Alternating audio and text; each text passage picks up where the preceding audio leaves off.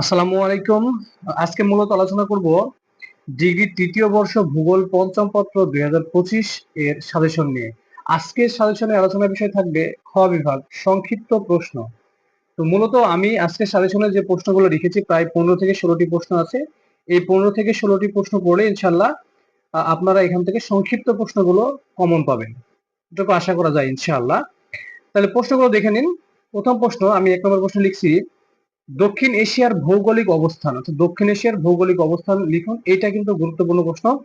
তারপরে দেখুন দক্ষিণ এশিয়ার পানির সমস্যা, সেটা তৃতীয় নম্বর প্রশ্নটি হচ্ছে সার্কের মূলনীতি। সার্ক থেকে কিন্তু প্রশ্ন আসবে এবার, হ্যাঁ, সার্কের মূলনীতিগুলো বর্ণনা করো।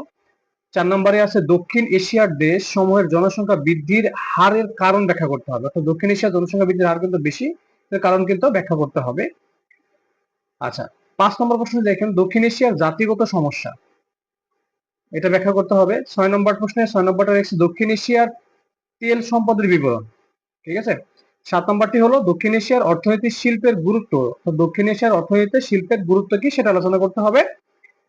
8 নম্বর প্রশ্নটি হচ্ছে ভারতের আন্তঃ নদী সংযোগ প্রকল্প, ভারতের আন্তঃ নদী সংযোগ প্রকল্প ব্যাখ্যা করো। 9 নম্বর প্রশ্নটি হলো দক্ষিণ এশিয়ার কৃষি ও জনমিতিক বৈশিষ্ট্য লিখো। 10 নম্বর প্রশ্নটি হলো দক্ষিণ এশিয়ার নৌপথের সমস্যা সমূহ। 11 নম্বর প্রশ্নটি হলো দক্ষিণ এশিয়ার টেকসই উন্নয়নে সার্কের ভূমিকা। 12 নম্বর প্রশ্নটি হলো দক্ষিণ এশিয়ার বৈদেশিক বাণিজ্যে সমুদ্র বন্দরের ভূমিকা। 13 নম্বর প্রশ্নটি হলো সার্কের দুর্বলতা ব্যাখ্যা করো। 14 নম্বর প্রশ্নটি হচ্ছে দক্ষিণ এশিয়ার জলবায়ু সংক্ষেপে ব্যাখ্যা করো। 15 নম্বর প্রশ্নটি হলো সার্ক গঠনের লক্ষ্য ও উদ্দেশ্য ব্যাখ্যা করো। সর্বশেষ 16 নম্বর প্রশ্নটা হচ্ছে দক্ষিণ এশিয়ার ম্যানগ্রোভ বনভূমির বর্ণনা দাও। মূলত আপনারা এই সাজেশন থেকে এই প্রশ্নগুলো পড়লে ইনশাল্লাহ সংক্ষিপ্ত প্রশ্নগুলো কমন পাবেন।